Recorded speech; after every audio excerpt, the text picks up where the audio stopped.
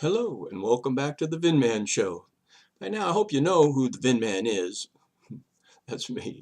Anyway, on the last episode, I assume you guys could figure out I'm not the fastest reader and I struggle a little bit. And even then I said acronym, I think before I said synonym.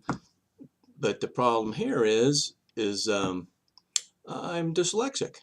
And I didn't realize, well, actually, when I was growing up, they didn't even have that. They didn't even know what dyslexic was or is. And so, of course, when I was going to school, there's a lot of people in my classroom because I'm a baby boomer. And there's like 50 kids in each class. Now there's like 20, 23 or 5. Anyway, and I always sat in the back of the class. And back in those days, I didn't wear glasses. I wouldn't wear glass. 4 eyes. We used to call people wearing glasses 4 eyes, Poindexter.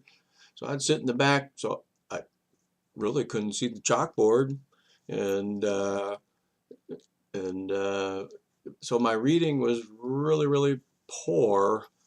And all along, and my folks couldn't figure out what the problem was, and they sent me to tutors, and I used to have a wandering eye, so I'd be looking at you, and one eye would go off, look at it this way, and so I had to go to the eye doctor and to get that corrected, and that wear a patch over one eye and look in these machines. Fortunately, that's corrected, I think. Am I looking at you all right now? So it's uh, but anyways, yeah, and I didn't realize that. I mean, finally, the teachers realized, well, maybe he needs glasses, and that was like the sixth grade. By the sixth grade, I was going. Then I didn't like to wear them anyway, but I had to wear them to see because I got astigmatism and I can't see that far away. So, anyways, I got a little late start on reading, and then with the dyslexic thing, it's a weird, and I really figured it out when I came from the time when they used to have telephones where you had to dial them. Now and then they came out with the push button phones. And back when they first came out with push button phones, we were, oh, this is great, this is great. And it'd say, okay, the phone number is 439. I go, okay, 439, whatever. And I push it in there, and then I get the wrong number. I go, what the heck? And I look down and I'd say, well, I pushed 493. And I'm telling me in my mind, okay, it's 439, 439. I go 439. And then I look down at the thing, I go, I'm pushing 493, even though my mind is saying 439. That's a form of dyslexia. And fortunately, I don't read upside down and backwards. That would be pretty bizarre, but for the real heavy duty dyslexic problems. Anyways, just wanted to correct that acronym for my book. And and so instead of going back to the hospital today, if you've read my previous or listened to my previous episodes, I've been talking about my stay in the hospital. I'm not going to go back there today. It's my show. I don't have to go back there. I don't want to go back to the hospital, especially today. I'm not going back today. So where was I going to go? Oh yeah. Let's see. I mean, the last episode I talked about uh, where I brushed death a number of times in my life. And hey, but before I go there, I want to introduce you to a friend of mine. This is Hula. She's just over here from Hawaii, and we had to change her name to Hula because she was like a hula dancer. She's such a good little dog. I've only had her a couple days. Anyway, she's just sitting here on my lap, and in my office. This is my office, and but anyway, okay, back to my 9 lives. Okay, well, back when I was young, college age, I was a pretty wild and crazy guy. I guess you could say I was a hippie. I drove a VW bus. I had long hair. The only reason I went to college was because I got a low draft number. That was back when they were having the Vietnam War. And I thought, after high school, I'm going to get a job and make some money and, probably in construction or something. And so then the draft was happening, and I thought, oh, I drew a low number, and but the war was pretty much getting to an end, and so they were telling the kids, well, if you're in college and you have a low number, we we won't make you come into the draft into the army and go to Vietnam. And I guess, well, my choices, if I got drafted, would be either, go to Canada or go in the army. But to avoid that, I just had to go to college. So I said, hey, I'll go to college. So where did I go to college? I went to college in Utah, Salt Lake City, Utah, which is 20 minutes away from the best skiing in the United States. So I arranged my classes so I could ski every day. I skied 5 days a week, and I never skied on the weekend. So how does that tell you? So I just either I'd have morning classes and ski every afternoon, or I'd have evening classes, ski every afternoon. And then my friends that I hooked up with, they're all hot dog skiers. I was from LA, California. We didn't ski that much down here, and so I wasn't a very good skier when I went away to Utah, but I had to learn quick because my friends were all on the ski team, and yeah, come on, man, they were taking 90-foot jumps for competition. I'm going, oh, I didn't do that, but they were trying to teach me how to jump. I remember one time, holy cow, I took this jump, and they go, Vince, well, you're doing good, but when you jump, you gotta really, push forward. Okay, so one time I pushed forward. I was going down there, and I pushed forward, and then I'm flying through the air upside down and backwards. My skis are above my head, like I was going to do a somersault, but I wasn't planning on doing it. So I'm flying through the air upside down and backwards. And then the first thing that hit was my head, and then the rest of my body came over and plowed into the snow. Fortunately, it was a powder snow. So I went down about, good 2 feet.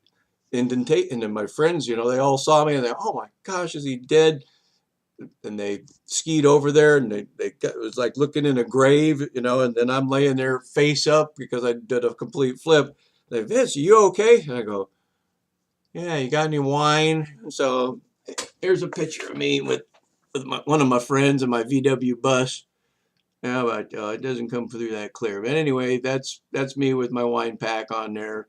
So I don't know if you can see me, and that's my VW bus behind there. I don't know if that was one of my lives that I used, but another time that I was skiing that I'm sure it was it was bad conditions. It rained the day before, and it was freezing that night, and so it was like skiing on ice. It was like, and the ice was like cement, and so I wanted to take the black diamond, of course, So we're way up at the top, and we're skiing, and we get to this area that's just pretty much straight down. And we're going, whoa, okay, this looks good, And so, of course, when I went down there and I went to take a turn, my skis slid out from underneath me, and I landed on my hip on a vertical plane, and your ski outfit's all nylon. So here I'm sliding down this hill straight down head first.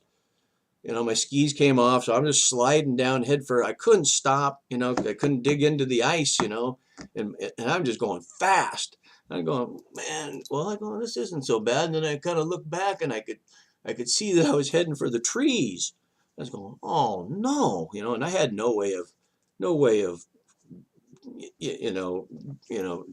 turning or anything. I was just at the mercy of gravity and going fast towards the trees.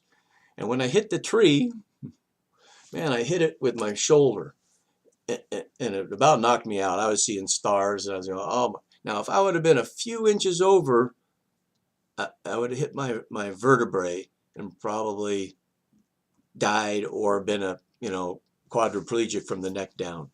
So I thank my angels that they guided me. It still hurt, but I walked away from it, and at the time you don't think of a divine intervention. Well, it's true. So when I was flying down that hill upside down and backwards, you know what I yelled? I did not yell, "Oh, hell!" Because if I would have yelled, "Oh, hell," I think hell would have came up and done that to me. I yelled, "Oh, Jesus!"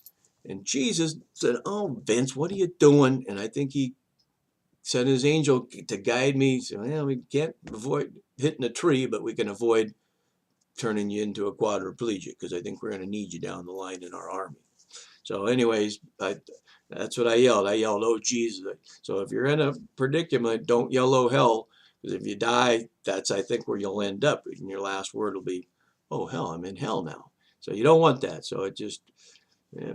Anyways, in Utah, in my old VW bus, oh yeah, I flipped it going up. I flipped my bus going up, this the ski resort one time, and they hadn't plowed the road real good, and I'm cheap, so what I bought secondhand snow tires, which were pretty bald. We don't need chains. I got snow tires on here. So, anyways, let's see. Can you see that VW bus upside down? Yeah, we went over and then see that stream right there? Yeah, and we ended up going down and then landed in the stream.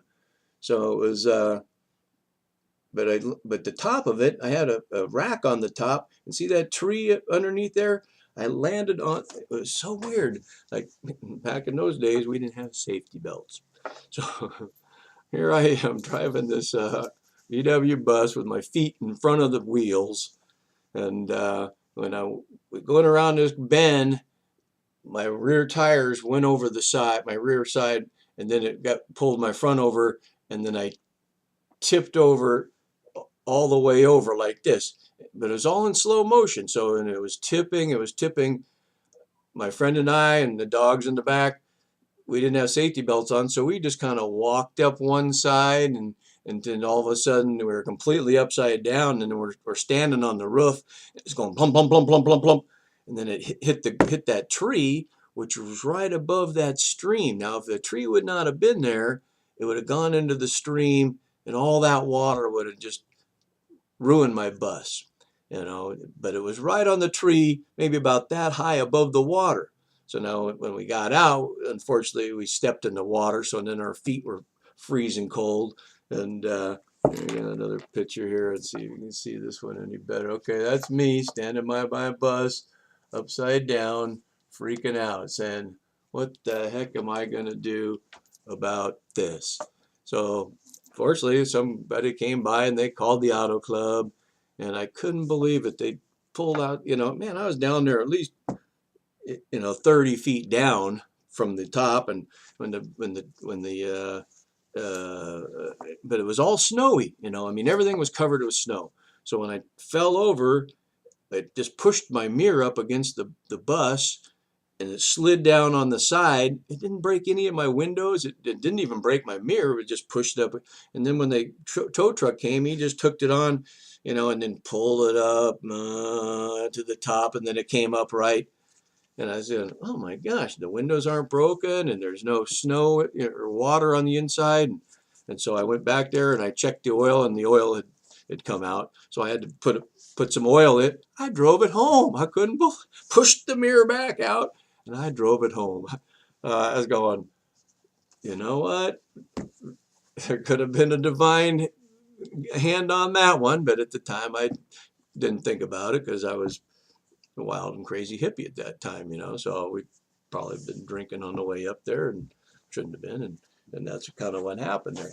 And another time in that VW bus, I was living in Salt Lake City, Utah, and I drive home for the holidays, and so I had a girl up there in Salt Lake City. She wanted to go home to her home in San Francisco for the holidays, and I said, "Well, hey, if you want to ride with me, I'll take you over to San Francisco and drop you off, and then I'll drive down to LA." And she said, "Oh, you do that?" And I go, "Sure," and so we were driving from Salt Lake City over to San Francisco. It was wintertime, because it's probably for Christmas vacation. And we left pretty early. And so, she's sitting in the front with me and no safety belts. And she started getting tired. And so I said, oh man, okay. So she falls asleep and starts snoring. And I go, oh man, now I'm getting tired. So what do? I go, okay, I'll rest one eye at a time. So I close this eye to rest it, and then I open. Okay, and then I close this eye and rest it. Oh man, I'm still too tired. And then I said, okay, I'm just gonna take a long blink just to rest my eyes because my eyes are really heavy. So I took a long blink. Then I'd open them back up and say, oh, that felt so good. And on this highway, it was a 2-lane going this way, and they had a big ravine over on the other side where the traffic was going the other way. So fortunately, I'm in, 2 lanes are going this way, and the head-on traffic wasn't just coming over a line. You had to go down into a pretty deep ravine to get to the other side.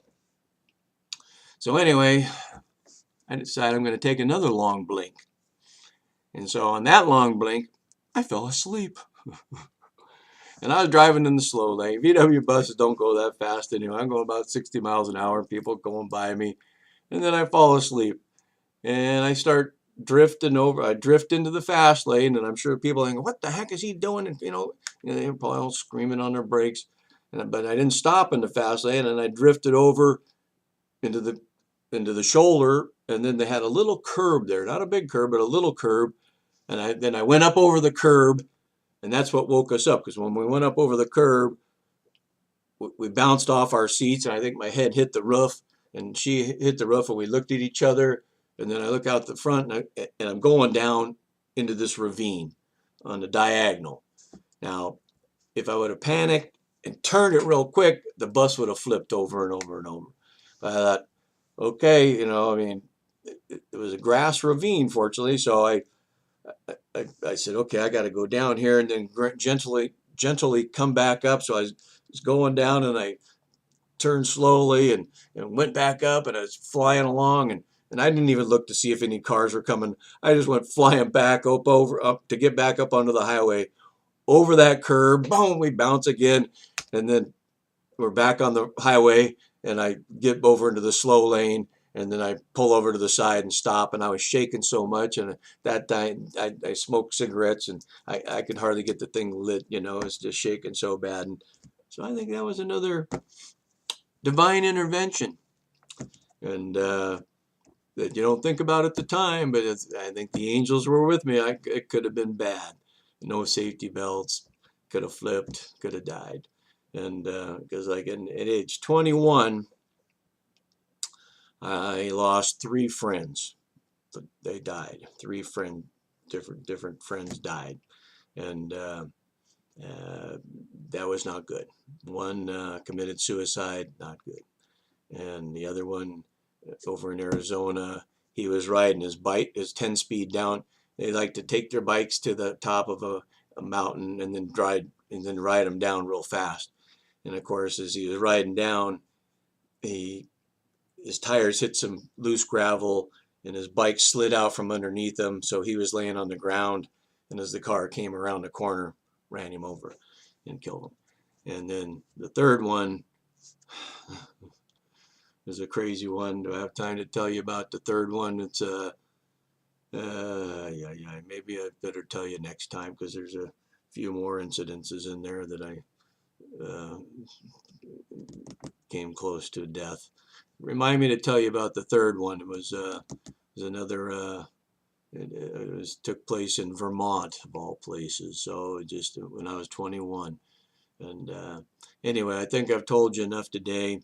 So, and this is the Feel Good Show, so I feel good because I'm alive. And I know God's hand is on my life. I know it's been divine intervention the whole way through my life. As and I give Him all the credit. I could have never got to this place to where I have my own business. I sent my kids to private school. My wife didn't have to work. She could stay home and raise the kids. We drive BMWs now, no longer VW buses. And so life has been good. God has blessed me very abundantly. But I want more. I want more time, and I want more blessings. And so every day I say, thank you, Lord, for another day that I can prosper and be in health. And thank you for renewing my youth like the eagle. That's why I look so young. Or maybe I don't look young. So maybe it's because I dye my beard. I don't know. Anyway, that's it for today, folks. I hope you got a laugh. I hope you could smile. And until I see you next time, see you later.